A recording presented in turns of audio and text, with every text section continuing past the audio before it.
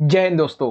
बहुत बहुत स्वागत है आप सभी का आज की इस वीडियो में। आज की ये वीडियो बहुत ज्यादा इंपॉर्टेंट होने वाली है क्लास 12th के हिंदी सब्जेक्ट के लिए। जी हाँ, क्योंकि इस वीडियो से हिंदी सब्जेक्ट के लिए हम एक नई सीरीज को स्टार्ट करने वाले हैं और इस सीरीज में आपकी जो किताब है अव्यक्त और माध्यम की, ठीक है, ये वाली जो आपकी किताब है, इस किताब से अकॉर्डिंग टू न्यू सिलेबस इस सीरीज में हम chapter wise most important question answer को बच्चों डिस्कस करेंगे, जो कि आपके हर एक एग्जाम के लिए, मेनली आपका जो बोर्ड का एग्जाम होगा ना, उसके लिए बहुत ज्यादा इंपॉर्टेंट क्वेश्चंस होने वाले हैं। ठीक है बच्चों, अगर मैं बात करूं आपके सिलेबस की, तो अराउंड 5 से 6 चैप्टर हैं। ठीक है ना, तो यानी कि आने वाले 5 से 6 दिन में हम आपकी इस किताब का जो सिलेबस है उसको अच्छे तरीके से कंप्लीट कर लेंगे इंपॉर्टेंट क्वेश्चन के साथ।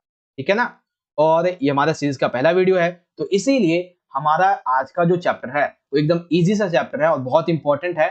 विभिन्न माध्यमों के लिए लेकर चैप्टर नंबर है आपका 3rd। ठीक है ना, तो इस चैप्टर के हम उन क्वेश्चन को यहाँ पे डिस्कस करेंगे इस वीडियो में जो ज्यादातर आपसे पेपर में पूछे जाते हैं। आप 10 ईयर उठा के देख लेना, 10 ईयर के बोर्ड के एग्जाम को, प्रीवियस ईयर के, उसमें जो क्वेश्चन पूछे गए हैं ना, उनको हम यहाँ पे डिस्कस करेंगे। तो बहुत ज्यादा हाईली चांस हो जाते हैं बच्चों कि जो क्वेश्चन अभी हम डिस्कस करेंगे उसके आपके एग्जाम में आने के। तो बहुत अच्छे तरीके से समझाऊंगा, आप समझिएगा। ठीक है, अच्छा एक चीज, अगर आपको अपना पूरा सिलेबस देखना है अभिक्त माध्यम का, तो आपको आई बटन में यहाँ पे एक लिंक दे दूंगा, यहाँ से आप देख लेना, या फिर आप डिस्क्रिप्शन बॉक्स में एक प्लेलिस्ट का लिंक मिल जाएगा, वहां से देख लीजिएगा। ओके, चलिए स्टार्ट करते हैं। तो देखिए, मैंने आपकी जो आंसर कॉपी होगी ना, आंसर शीट भी होती है, उस तरीके का एक फॉर्मेट बना रखा है कि आपको आंसर कैसे लिखना है। ठीक है ना, 3 मार्क्स में आपको आंसर कैसे लिखना होगा, सारी चीजें आपको बताऊंगा अच्छी तरीके। ओके, सबसे पहला प्रश्न जो कि आप सभी बच्चों को आता भी होगा, प्रश्न है कि उल्टा पिरामिड शैली क्या होती है, ठीक है, एवं इसके विकास का वर्णन कीजिए। और इसी क्वेश्चन को इस तरीके से पूछा जा सकता है कि इन्वर्टेड पिरामिड स्टाइल क्या है एवं ये कैसे विकसित हुई थी, समझाइए। ठीक है ना बच्चों, यानी कि उल्टा पिरामिड शैली का ही दूसरा नाम होता है इन्वर्टेड पिरामिड स्टाइल। ठीक है, ये प्रश्न ज्यादातर पूछा गया, इसीलिए पहले ही मैंने ये प्रश्न ले लिया। ओके, पहले हम ये समझते हैं कि भाई उल्टा पिरामिड शैली आखिर होती क्या है। तो बेसिकली ये समाचार लेखन की, उल्टा पिरामिड शैली जो है, ये समाचार लेखन की सबसे लोकप्रिय, उपयोगी और बुनियादी शैली होती है। यानी कि अगर आप समाचार कोई न्यूज़पेपर वगैरह देखते हैं, तो उसमें ज्यादातर जिस शैली का उपयोग किया जाता है वो होती है उल्टा पिरामिड शैली। ठीक है ना, अब ये जो शैली होती है, जैसे आपने कोई कहानी देखी होगी, कोई कथा देखी होगी, तो उसमें जो एक क्लाइमेक्स होता है, ठीक है ना, जो महत्वपूर्ण तथ्य होते हैं, जो सूचना होता है, जो क्लाइमेक्स होता है कहानी या फिर कोई कथा जो होती है, ठीक है ना, वो कहाँ होता है, सबसे निचले हिस्से में होता है। ठीक है ना, सबसे आखिरी में आपको सुनने को मिलेगा। लेकिन उल्टा पिरामिड शैली में क्या होता है, ये इस पिरामिड के सबसे ऊपरी भाग में आता है। आइए मैं आपको समझाता हूँ कैसे। ये है एक एग्जाम्पल कि जो भी सबसे महत्वपूर्ण तथ्य रहेगा, जो भी सूचना रहेगी, यानी जो भी क्लाइमेक्स रहेगा, वो इस पिरामिड के इंट्रो में आपको देखने को मिल जाएगा। ठीक है ना, जैसे कोई घटना घटी तो क्या थी, कौन, कहां और कब हुआ, ये सबसे महत्वपूर्ण है, यानी कि मुखड़ा आ जाता है इसमें। दूसरे पे आ जाती है बच्चों बॉडी, यानी कि जो सबसे महत्वपूर्ण से कुछ कम महत्वपूर्ण हो, और तीसरे में सबसे नीचे आ जाता है बच्चों सबसे कम महत्वपूर्ण बात। तो इसको बोलते हैं उल्टा पिरामिड शैली। ओके, अब हमें कब इसकी जरूरत पड़ी विकसित करने की, तो बेसिकली इसका विकास हुआ था 19वीं शताब्दी में। हालांकि शुरुआत तो हो गई थी 19वीं शताब्दी के मध्य में, लेकिन जब अमेरिका में गृह युद्ध चल रहा था तब ये ज्यादा विकसित हुई। क्यों भाई, क्योंकि उस समय क्या होता था, जैसे युद्ध हो रहा है, तो आप ऐसे तो बताएंगे नहीं कि युद्ध में जो है उन्होंने ऐसे बोला और आखिरी में जाके जैसे पूरी कहानी सुनाई और आखिरी में जाके आपने क्लाइमेक्स बताया, ऐसा नहीं हो सकता था क्योंकि टाइम किसी के पास में होता नहीं था। तो इसीलिए जो संवाददाता होते थे वो क्या करते थे, जो सबसे महत्वपूर्ण जानकारी होती थी उसे 2-3 लाइन में दे देते थे और उसके बाद में जो बाकी की जानकारी है ना वो दिया करते।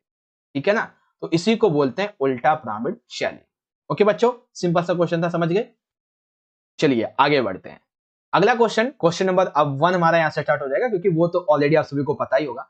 मेनली क्वेश्चन शुरू होता है यहां से, इंटरनेट पत्रकारिता किसे कहते हैं, ठीक है, तथा भारत एवं विश्व में इसका कौन सा दौर चल रहा है। अभी देखना, मैं आपको कुछ एमसीक्यू क्वेश्चन भी यहाँ पे कंप्लीट करवा दूंगा इसी क्वेश्चन के साथ में। ठीक है, आइए कैसे समझते हैं इंटरनेट पत्रकारिता का मतलब क्या है। बेसिकली इंटरनेट पे जो समाचार पत्रिका प्रकाशन, यानी कि हमारे घर में जो न्यूज़पेपर आता है, ठीक है ना, कागज वाला, तो वही न्यूज़पेपर की बातें जो हैं जब हम इंटरनेट पे देखते हैं, अपने फोन पे देखते हैं, ठीक है, हम जो न्यूज है वो वीडियो के माध्यम से यूट्यूब पे कई सारे चैनल्स के माध्यम से देख लेते हैं, तो इसी को बोलते हैं इंटरनेट पत्रकारिता, ठीक है ना। अब इस इंटरनेट पत्रकारिता में होता क्या है कि हम बहुत सारे समाचारों को, बहुत सारे लेखों को, चर्चाओं को, बहस जो होती है, फीचर, झलकियां जो होती हैं, ठीक है ना, अन्य जो चीजें हैं उसका अनुभव खुद करते हैं, ठीक है ना। इसी को बोलते हैं इंटरनेट पत्रकारिता। अब याद रखिएगा, इंटरनेट पत्रकारिता का ही दूसरा नाम होता है वेब पत्रकारिता। तो अगर क्वेश्चन में आपसे पूछा जाए कि वेब पत्रकारिता क्या है, तो आपको घबराना नहीं है। जो यहाँ पे मैंने ये 4 लाइन में आपको लिखवाया है ना, बस यही आपको लिखना, ठीक है। समझ में आ गया इंटरनेट या फिर वेब पत्रकारिता क्या होती है। अब दूसरा क्वेश्चन क्या था कि भारत एवं विश्व में इसका कौन सा दौर चल रहा है। तो अब देखो आपके यहाँ पे एमसीक्यू कंप्लीट होते हैं। सबसे पहले एमसीक्यू क्या है कि विश्व स्तर पर वर्तमान में इंटरनेट पत्रकारिता का कौन सा दौर चल रहा है। तो सबसे पहला तीसरा दौर चल रहा है विश्व में इंटरनेट पत्रकारिता। और पूछा जाएगा भारत में इंटरनेट पत्रकारिता का कौन सा दौर चल रहा है, तो दूसरा चल रहा है। अगर ये पूछा जाए कि भारत में इंटरनेट पत्रकारिता का पहला दौर कब शुरू हुआ था, तो ये 1993 में हुआ था और दूसरा 2003 में हुआ था बेसिकली, ठीक है। तो एमसीक्यू जैसे आपका 3 मार्क्स से क्वेश्चन भी आसान तरीके से कंप्लीट हो गया है ना बच्चों। आ रहा है अच्छे तरीके से समझ में। चलिए क्वेश्चन नंबर सेकंड को देखते हैं। सेकंड क्वेश्चन ये है कि विभिन्न जनसंचार माध्यमों में प्रिंट माध्यम यानी कि जो मुद्रित माध्यम होता है, इसकी खूबियां का मतलब होता है बेसिकली इसके पॉजिटिव यानी कि एक तरीके से विशेषताएं, और खामियां मतलब इसकी जो कमियां हैं वो हमें बतानी। तो पहले हम बात करेंगे कि जनसंचार माध्यम में जो प्रिंट माध्यम है इसकी खूबियां क्या होती है, ठीक है। तो खूबियां कुछ इस तरीके से हैं। सबसे पहली इसकी जो खूबी है वो ये है कि इसमें जो भी शब्द होता है वो लिखा हुआ होता है हमारे पास में। तो लिखे हुए शब्द को अगर हम जब पढ़ते हैं तो एक बार में नहीं समझ पाते। जैसे आपकी किताब है, उसमें लिखा हुआ शब्द है, अगर आप उसे नहीं पढ़ पाते तो आप क्या करते हैं, उसे बार बार पढ़ते हैं और आप दोबारा से उसे समझ जाते हैं, ठीक है। आप उसे तब तक पढ़ना नहीं छोड़ते जब तक आप उसे संतुष्ट नहीं हो जाते, ठीक है ना। तो ये बहुत इसकी बड़ी विशेषता है भाई। दूसरा ये है कि जब कभी भी आप पढ़ रहे होते हैं तो ऐसे में कभी कभार कुछ जटिल शब्द आ जाते हैं। तो जटिल शब्द को आप आसान तरीके से कैसे समझ सकते हैं, जो शब्दकोश है। जैसे इंग्लिश में आपको पढ़ रहे हैं, कोई निबंध वगैरह पढ़ रहे हैं, यानी कि कुछ डिबेट भी पढ़ रहे हैं, अगर आपको कुछ समझ में नहीं आ रहा है तो आप डिक्शनरी निकालेंगे, उसके वर्ड का मीनिंग देखेंगे और समझ जाएंगे। तो ये लिखित माध्यम की बहुत बड़ी विशेषता है। तीसरा ये है कि किसी भी खबर को अपनी रुचि के अनुसार पहले, ठीक है ना, अपनी रुचि के अनुसार पहले भी पढ़ सकते हैं और बाद में भी। इसका मतलब क्या है, मान लीजिए कि कोई बंदा जो है वो न्यूज़पेपर लेता है, ठीक है। अब उसको ज्यादातर पढ़नी है स्पोर्ट्स की न्यूज, तो पहले पेज पे नहीं है, दूसरे पेज पे नहीं है, अगर तीसरे पेज पे दी हुई है तो दूसरे पेज को बाद में पढ़ लेगा, पहले तीसरे पेज पे स्पोर्ट्स न्यूज को पढ़ेगा। किसी को बिजनेस न्यूज अच्छी लगती है तो वो बिजनेस न्यूज को पहले पढ़ेगा, ठीक है। किसी को डिबेट या फिर पॉलिटिकल न्यूज अच्छी लगती है तो वो पहले पॉलिटिकल न्यूज को पढ़ेगा, यानी कि वो अपनी रुचि के अनुसार बाद में और पहले किसी भी खबर को पढ़ सकता है, ठीक। अब देखिए चौथा क्या कहता है कि किसी भी सामग्री को लंबे समय तक सुरक्षित रख सकते हैं। जी हाँ, बहुत सही है, क्योंकि आप चाहे किसी भी धर्म में देख लेना, उनके जो धार्मिक ग्रंथ हैं आज भी आपको वो सुरक्षित देखने को मिलेंगे। एग्जाम्पल के लिए मैं हिंदू धर्म की बात करता हूँ तो उसमें जैसे रामायण है, गीता है, महाभारत है, ठीक है ना, जो 4 वेद हैं, सामवेद, यजुर्वेद, अथर्ववेद और एक और वेद है, ठीक है ना, ऋग्वेद, तो ये अभी भी सुरक्षित है। इसी तरीके से हमारा भारतीय संविधान ये भी सुरक्षित है। तो हम लिखी हुई सामग्री को सुरक्षित करके लंबे समय तक रख सकते हैं, ठीक है। और पांचवा सबसे बहुत जरूरी है कि अगर मुद्रित माध्यम बहुत ज्यादा विकसित हो रहा है, ये बहुत ज्यादा प्रचलित हो रहा है, तो इसका कारण ये है कि इसके लेखन के समय मुद्रित माध्यम की भाषा अच्छी रखी जाती है, व्याकरण अच्छा उपयोग किया जाता है, शैली अच्छी उपयोग की जाती है, समय सीमा सही रखी जाती है, जो मेन तत्व होते हैं उस पर अच्छा ध्यान दिया जाता है, इसीलिए मुद्रित माध्यम तेजी से विकसित होता है, ठीक है। तो ये कुछ 5 पॉइंट है मुद्रित माध्यम की खूबियों के बारे में। ओके, अब को देखो खूबियों में ना, जब 3 मार्क्स से क्वेश्चन आएगा खूबियां और खामियां, तो आपको ज्यादा नहीं 3 लिख देनी है, ज्यादा से ज्यादा 3 लिख देनी है, ठीक है, इनमें से कोई भी 3। अब फिर आपके इसके बाद में आप इसकी खामियां लिख देना, क्या क्या खामियां यानी कि कमियां क्या है। तो सबसे पहली कमी इसकी ये है भाई कि जो निरक्षर है यानी कि जो अनपढ़ है, जो अशिक्षित लोग हैं, उनके लिए अनुपयोगी है भाई। जिसे पढ़ना ही नहीं आता उसके लिए क्या अखबार, क्या उपन्यास, क्या किताब है, कोई मतलब ही नहीं है उनके लिए। तो ये माध्यम उनके लिए अच्छा नहीं है, ठीक है। जैसे कोई खबर आती है, अगर किसी को पढ़ना नहीं आता है तो उसके लिए उस खबर का कोई मायने ही नहीं रहेगा उस चीज का, ठीक है। दूसरा, टीवी तथा रेडियो की भांति मुद्रित माध्यम तुरंत घटी घटनाओं की जानकारी नहीं दे पाता। ये बात बिल्कुल सही है। जैसे टीवी होता है, रेडियो होता है, तो उसमें जल्दी जल्दी बोल देते कोई भी घटना घटती है, लेकिन मुद्रित माध्यम में घटना जो है वो आपको अगले दिन देखने को मिलेगी या फिर 2 दिन 3 दिन के बाद में देखने को मिलेगी उस अखबार में। ठीक है। तीसरा क्या है कि एक निश्चित अवधि अर्थात 24 घंटे में या तो एक बार आपको घटना बताएगा, ठीक है, या फिर सप्ताह में एक बार घटना बताएगा, या फिर कुछ मैगजीन्स होती हैं जो एक महीने में एक ही बार प्रकाशित होती है। तो ऐसे जो है वो डेली बेसिस पे तो नहीं, लेकिन कुछ समय के पश्चात आपको घटना के बारे में पता चलता है। ठीक है। चौथा ये है कि प्रकाशन के लिए डेडलाइन यानी कि एक निश्चित समय सीमा होती है, यानी कि ये जो मुद्रित माध्यम होते हैं इनके प्रकाशन के लिए लोगों तक पहुंचाने के लिए एक निश्चित समय सीमा होती है जिसे डेडलाइन बोला जाता है। ठीक है। पांचवा, महत्व एवं जगह की उपलब्धता के अनुसार किसी भी खबर को स्थान दिया जाता है, यानी कि जो खबर ज्यादा महत्वपूर्ण है उसे अखबार के पहले पेज पे और जो कम महत्वपूर्ण है उसे अखबार के सबसे आखिरी पेज पे, मतलब ऐसे से बांट दिया जाता है। ठीक है। और छठा कि मुद्रित माध्यम में अशुद्धि होने पर छपने के बाद उन्हें दूर नहीं किया जा सकता है। अगर दूर करना है तो हमें उस छपाई को रोक कर दोबारा से उसे बेसिकली एडिट करना होता है, ये सारी चीजें। ठीक है। तो ये कुछ कमियां हैं मुद्रित माध्यम की जो कि मुझे लगता है ऐसा है। ठीक है ना। तो इसमें से भी आपको क्या करना है, मात्र कोई 3 पॉइंट लिखने हैं। ठीक है। 3 पॉइंट इसमें से मान लीजिए पहले आपने एक ये ले लिया, दूसरा आपने एक ये ले लिया और तीसरा एक ये ले लिया, ज्यादा हो तो एक ये वाला भी लिख लेना, बस ज्यादा ज्यादा ये 4 पॉइंट। ठीक है ना। और इस तरीके से आपका जो आंसर है यहाँ पे कंप्लीट हो जाता है, मुद्रित माध्यम की खूबियां और इसकी खामियां क्या है। ठीक है। तीसरा क्वेश्चन की बात करते हैं। अब तीसरा क्वेश्चन ये है कि विभिन्न जनसंचार माध्यमों में रेडियो माध्यम की खूबियां तथा खामियां। अब देखिए जो रेडियो है इसकी क्या विशेषताएं हैं, इसकी क्या कमियां हैं, अब हम इसे समझते हैं। चलिए, रेडियो माध्यम की खूबियां निम्नलिखित हैं। सबसे पहली इसकी जो खूबी है वो ये है कि इसके माध्यम से ध्वनि, स्वर, शब्दों एवं संगीत से मनोरंजन व ज्ञानवर्धन होता है। ठीक है ना। रेडियो में आपने देखा होगा कि बहुत सारे फिल्मों में भी, सीरियल्स में भी देखा है, नॉर्मली आप देखते भी हैं। ठीक है। जैसे फोन का रेडियो है तो वो भी यही तो दिखाता है। नॉर्मली रेडियो को जो बाजा टाइप में जो होता है ना, पुराने जमाने पे होता था। आजकल तो फोन आ गया है तो रेडियो की उसने जगह ले ली है। ठीक है ना। बहुत कम रेडियो आपको देखने को मिलेगा। लेकिन जब रेडियो शुरुआत में शुरू हुआ था तो ध्वनि, स्वर, शब्द एवं संगीत के माध्यम से वो मनोरंजन भी उन्हें प्राप्त होता था। साथ ही इस पे न्यूज वगैरह सुन लेते थे और कुछ ज्ञानवर्धक जो कहानियां थी, ज्ञान की बातें जो थी वो भी इसमें सुनाई देती थी। ठीक है ना। दूसरा, रेडियो में सुनने की उन्मुखता यानी कि स्वतंत्रता होती है कि कोई भी व्यक्ति उसमें किसी भी तरीके का जो भी रेडियो पे चल रहा होता है वो अपने अनुसार चीजों को सुन सकता है। ठीक है। तीसरा, यह बाकी माध्यमों से काफी सस्ता माध्यम है। एक आपने बाजा खरीद लिया 500 रुपए का, ठीक है, और उस बाजे में आपने एक सेल डाल दिया, ठीक है, 20 से 30 रुपए का एक सेल आता है वो आपने डाल दिया, बस अब जब तक आपका सेल चलेगा तब तक आपका बाजा चलता रहेगा। अब इसके लिए आपको किसी बैटरी उटरी का चार्ज करने की जरूरत नहीं है। वहीं आप मुद्रित माध्यम को रोज रोज खरीदोगे। ठीक है ना। यानी कि ये सस्ता माध्यम है एक तरीके। ठीक। चौथा ये है कि जो लोग अशिक्षित है, जो पढ़े लिखे नहीं है, वो भी इसका आनंद ले सकते हैं और चीजों को समझ सकते हैं। कैसे? शब्दों के माध्यम से, संगीत के माध्यम से। ओके। पांचवा ये कि रेडियो के माध्यम से दूर दराज के कार्यक्रम जो वो आसानी से सुने जा सकते हैं। ये तो है ही भाई कि दूर दराज के जो कार्यक्रम हो रहे हैं, कहीं पे जाम वगैरह लगा है तो उसकी जानकारी जो है वो रेडियो के माध्यम से सभी को मिल जाती है। ठीक है ना। तो ये सारी चीजें तो आपको करना क्या है, इसमें से कोई 3 से 4 पॉइंट आप लिख देंगे रेडियो माध्यम की खूबियों के बारे में। ठीक है।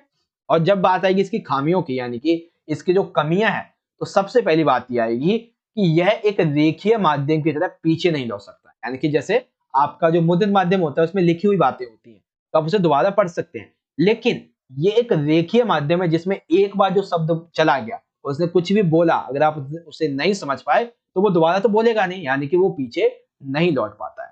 ठीक। दूसरा ये कि कई बार रेडियो कार्यक्रम एवं समाचार बुलेटिनों की अधिक प्रतीक्षा करनी पड़ती है। हाँ, ये बहुत बड़ी बात है। अभी के टाइम पे आप देख लो, जहाँ पे इंटरनेट या फिर टेलीविजन नहीं है, तो वहां पे जब भी क्रिकेट का वर्ल्ड कप होता है, फिर T20 होता है, तो बहुत सारे जो क्रिकेट लवर्स हैं जो कि बेसिकली रेडियो के माध्यम से ही उसे सुनते हैं, तो वो ज्यादातर उसकी प्रतीक्षा करते हैं। ठीक है ना। और कई बार ये लेट भी हो जाता है, कोई भी समाचार या फिर कोई भी कार्यक्रम थोड़ा लेट भी हो जाता है। ठीक। तीसरा क्या है कि रेडियो से अधिक लंबे कार्यक्रम नहीं सुना जा सकते क्योंकि ये उबाऊ हो जाते हैं। अब मान लेते हैं कोई कार्यक्रम है 1 घंटे का, ठीक है, मैक्सिमम बंदा सुनेगा ज्यादा से ज्यादा 30 मिनट सुन सकता है, 1 घंटा तो बहुत ज्यादा हो जाता है। ठीक है ना। तो यानी कि लंबे समय के जो कार्यक्रम है वो नहीं दिखा सकते। ठीक है।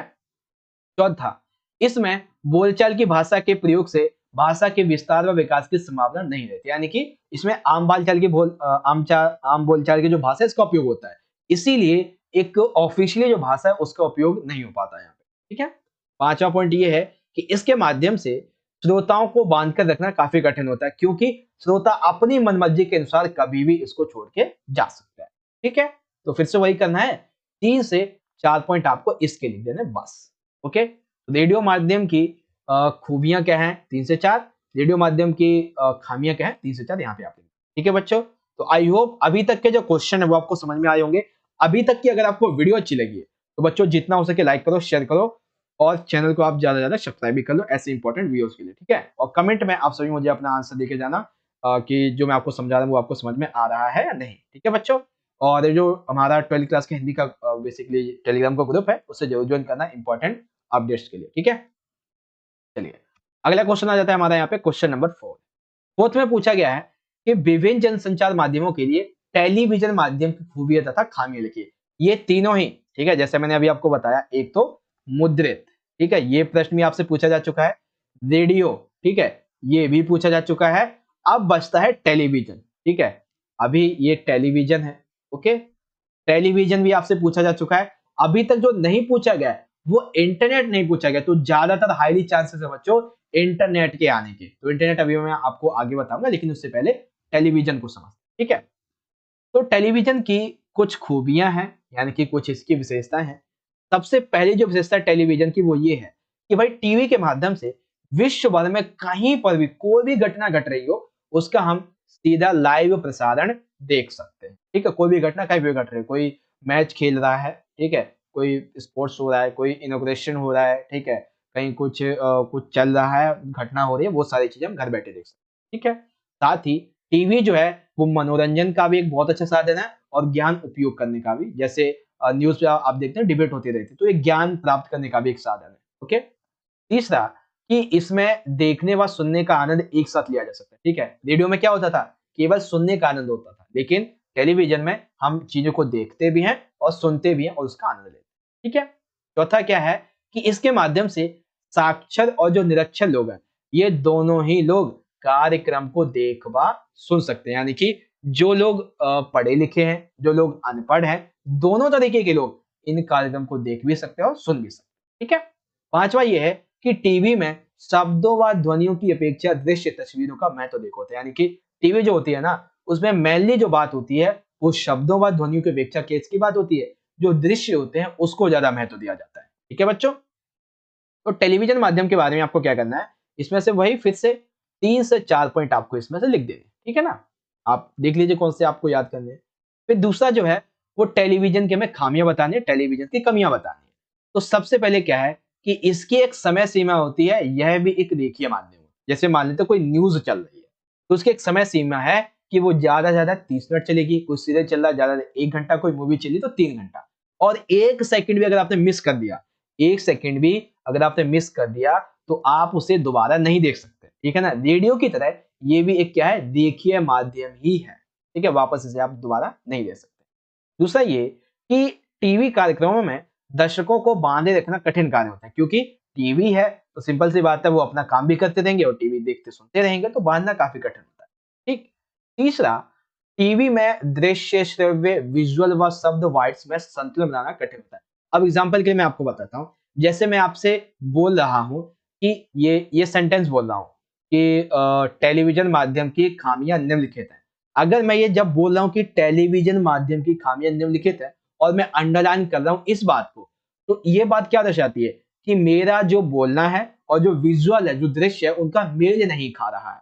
ठीक है ना, तो ये बेसिकली इसका संतुलन बनाना कठिन होता है, लेकिन मैं आपको समझा रहा हूँ तो संतुलन अच्छा बना हुआ है। तो ये सारी चीजें इसमें आती है। जैसे आप कोई मूवी देख रहे हैं तो उसमें डायलॉग को हीरो जो है वो पहले बोल रहा है और सुनाई बाद में दे रहा है, जब तक वो दूसरी बात बोल देता है, तो ये इसका संतुलन बनाना जरूरी होता है। ठीक है, चौथा, कई बार क्या होता है कि किसी भी चीज का सीधा प्रसारण सामाजिक उत्तेजना को जन्म दे सकता है। ठीक है ना, जैसे मान लेते हैं कि कोई कहीं पे आतंकवाद का हमला हो रहा है और ऐसे में किसी धर्म को लेकर उसने कुछ बात कह दी, तो जो बंदा उस धर्म का होगा वो उत्तेजित हो जाएगा और वो भी ऐसे ही काम करने लगेगा। ठीक है, पांचवा ये है कि टीवी के माध्यम से नग्नपन, हिंसा व रोमांस को प्रोत्साहन दिया जाता है, जिसकी वजह से आज हमारी पीढ़ी बिगड़ती चली जा रही है, ठीक है, और भाषा के विस्तार की संभावना कम होती जा रही है। टीवी माध्यम में लाभ को ध्यान में रख के कार्यक्रम तैयार किए जाते हैं जो कि किसी विशेष दशक के लिए होते हैं, ये टाइप्ड होते हैं, इसीलिए जो भी इसमें दिखाया जाता है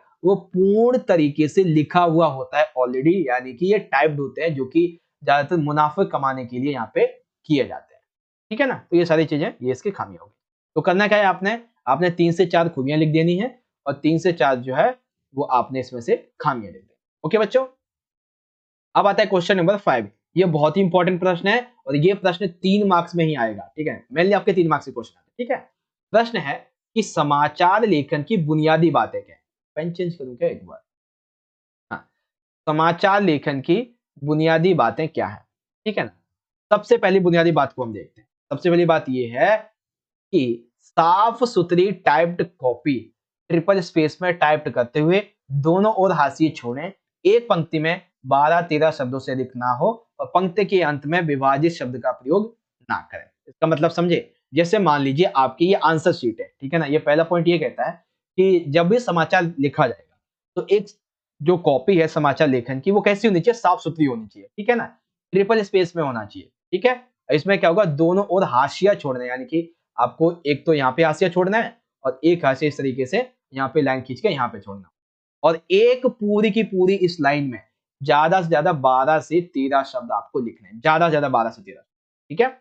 ये बात है पहला पॉइंट।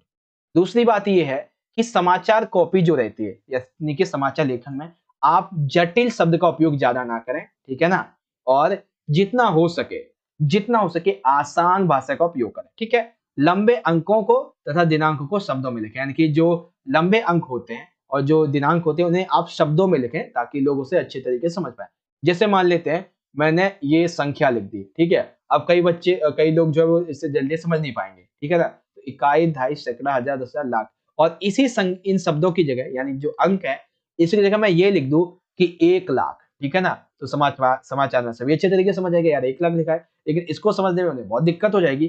तो इसीलिए कहा जाता है कि लंबे जो अंक हैं उसके लिए क्या करना चाहिए, हमें शब्दों का इस्तेमाल करना, ठीक।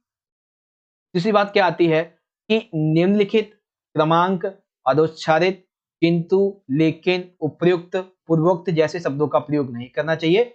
वर्तनी पर विशेष ध्यान दें, यानी कि निम्नलिखित हो गया, मतलब ये कुछ शब्द जो है वो हमें समाचार लेखन में ज्यादातर उपयोग नहीं करने चाहिए। हमें अपनी जो बात है उसे समझाने पर फोकस करना है, ठीक है। फिर चौथा कहता है कि समाचार लेखन की भाषा को प्रभावी बनाने के लिए आम बोलचाल की भाषा का उपयोग करना चाहिए, यानी कि बोलचाल के लिए न्यूज को और अच्छा बनाने के लिए नॉर्मली जो हमारी भाषा होती है हमें उसका प्रयोग करना चाहिए, जिससे कि लोग आसान तरीके से समाचार को समझ सकें, ठीक है ना। आगे समझ में, सबसे पहली बात क्या कहती है कि साफ सुथरी कॉपी हो, ठीक है, दोनों ओर हाशिया छोड़ना है, एक लाइन में 12 से 13 शब्दों को लिखना है, ठीक। दूसरा क्या कहता है कि समाचार जो कॉपी है उसमें जटिल शब्द उपयोग नहीं करने हैं, और जो बेसिकली लंबे अंक होते हैं उनको दिनांक होते हैं उसे शब्दों में लिखना चाहिए, ठीक है। और तीसरा क्या है कि इन शब्दों को उपयोग नहीं करना चाहिए, वर्तनी पे ध्यान देना चाहिए। और चौथा है कि समाचार लेखन में जो आम बोलचाल की भाषा है उस पर ज्यादा ध्यान देना चाहिए, ठीक है। क्वेश्चन नंबर 6 में पूछा गया बच्चों कि विभिन्न जनसंचार माध्यमों में इंटरनेट माध्यम की खूबी तथा खामियां लिखिए। देखिए अभी मैंने आपको बताया कि 3 जो अभी मैंने ऑलरेडी आपको बता रखे हैं, ठीक है, रेडियो, टेलीविजन, मुद्रित माध्यम, ये ऑलरेडी आपसे पूछे जा चुके हैं। जो इंटरनेट माध्यम है ये कम पूछा गया, तो इसलिए ज्यादा चांसेस है इसके आने के। आइए ध्यान से समझिए इंटरनेट माध्यम की खूबियां। सबसे पहली इसकी खूबी ये है भाई कि दृश्य व प्रिंट दोनों माध्यमों का इससे लाभ मिलता है। इवन दृश्य, प्रिंट एवं श्रव्य तीनों माध्यम का भी हम कह सकते हैं, क्योंकि इससे हम न्यूज को सुनते हैं, गाने वगैरह सुन लेते हैं, तो ये तीनों तरीके के माध्यम का हमें लाभ दिलाता है, ठीक है।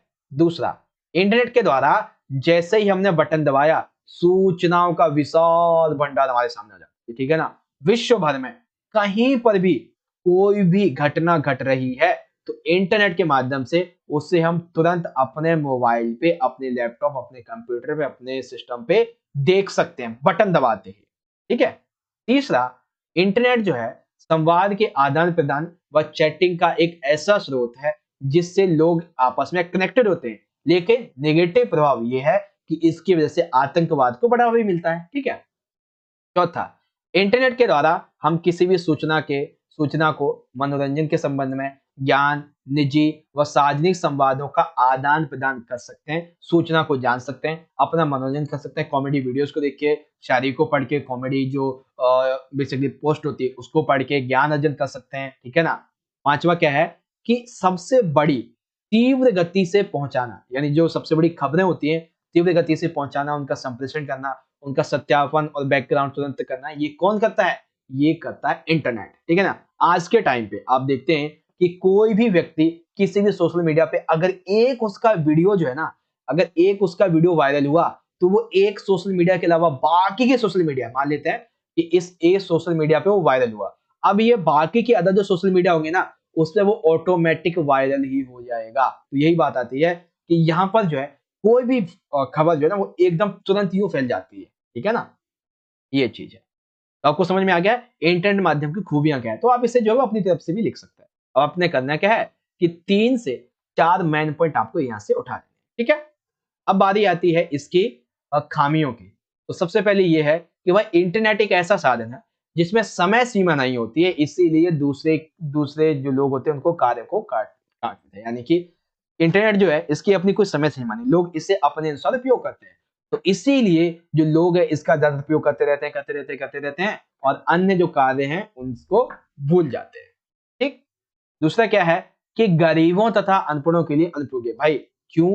क्योंकि इसलिए जो गरीब है, जो अनपढ़ है, वो इंटरनेट कैसे चलाएंगे? उनके पास तो पहली बात जो गरीब है उसके पास फोन नहीं होगा, और अमीर है भी तो वो अनपढ़ है तो वो कैसे उपयोग करेगा? तो इनके लिए क्या है, ये अनुपयोगी है, ठीक है ना। तीसरा, वर्तमान समय में जो नई पीढ़ी है, नई पीढ़ी में स्वयं को हर समय अपडेट अपडेट रखने की आदत लग गई है, जिसके बड़े बुरे परिणाम सामने आए। आज के टाइम पे जैसे ही आपने आपने फोन रखा, एक नोटिफिकेशन आया, दिमाग में एक केमिकल रिएक्शन होता है, ओ भाई साहब किसका नोटिफिकेशन आ गया, देखें देखें देखें। तो इसकी वजह से ना एक बहुत ही बुरी लत लगती जा रही है बच्चों को, है ना। चौथा, अब विभिन्न जनसंचार माध्यमों में ये जो इंटरनेट है ये आतंकवाद को बहुत ज्यादा बढ़ावा देता है, अश्लीलता, नग्नपन को बहुत ज्यादा बढ़ावा बढ़ावा देता है, दुष्प्रचार को बहुत ज्यादा बढ़ावा दे रहा है, समाज में गंदगी को बहुत ज्यादा फैला रहा है, ठीक है ना। और पांचवा कि इंटरनेट को केवल एक औजार के रूप में ज्यादातर उपयोग किया जा रहा है, जिससे लोग अपने स्वार्थ को साध रहे हैं, ठीक है। तो इसमें से भी आपको 3 से 4 पॉइंट निकाल लेने, ठीक है बच्चों। तो आपको समझ में आ गया इंटरनेट माध्यम की खूबियां, इंटरनेट माध्यम की कमियां। सबसे आखिरी क्वेश्चन है क्वेश्चन नंबर 7 हमारा।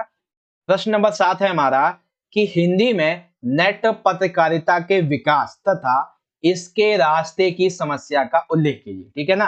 यानी कि हिंदी में नेट पत्रकारिता का विकास कैसे हुआ और इसके रास्ते की जो सबसे बड़ी समस्या है वो क्या है, हमें ये बताना है, ठीक है। तो बेसिकली हिंदी में जो नेट पत्रकारिता है ये वेब दुनिया के साथ में शुरू हुई, यानी कि जब से इंटरनेट आया है तब से हिंदी में नेट पत्रकारिता शुरू हो गई। कब से? वेब दुनिया के साथ। अब हुई कैसे? तो बेसिकली इंदौर के नई दुनिया समूह से ये प्रारंभ हुई और ये पोर्टल हिंदी का एक संपूर्ण पोर्टल बन गया, ठीक है ना। जागरण, अमर उजाला, नई दुनिया, हिंदुस्तान, भास्कर, राजस्थान पत्रिका, नवभारत टाइम्स, प्रभात खबर और राष्ट्रीय सहारा, ये कुछ ऐसे वेब संस्करण हैं जो कि हिंदी में नेट पत्रकारिता को और ज्यादा ऊंचाइयों तक लेके जा रहे हैं, ठीक है ना। अब इसी में एक अखबार है जिसका नाम है प्रवाह साक्षी। तो प्रवाह साक्षी नाम से एक अखबार प्रारंभ हुआ था। ये अखबार वर्तमान समय में प्रिंट रूप में ना होकर केवल और केवल इंटरनेट पे उपलब्ध है। तो याद रखो बच्चों, एमसीक्यू में आपसे क्वेश्चन पूछा जा सकता है कि ऐसा कौन सा वो अखबार है जो प्रिंट रूप में नहीं है बल्कि केवल इंटरनेट पर ही उपलब्ध है, ठीक है। अब हिंदी वेब जगत में आज की अनेक साहित्यिक पत्रिकाएं चलती, बहुत सारी साहित्यिक पत्रिकाएं ऐसी हैं जो केवल इंटरनेट पर ही आपको देखने को मिलेंगी। कुल मिलाकर हिंदी की वेब पत्रकारिता अभी किस काल में है? एकदम जैसे जन्म लिया हो इस काल में, ठीक है। अब बारी आती है कि इसके रास्ते की समस्या क्या है।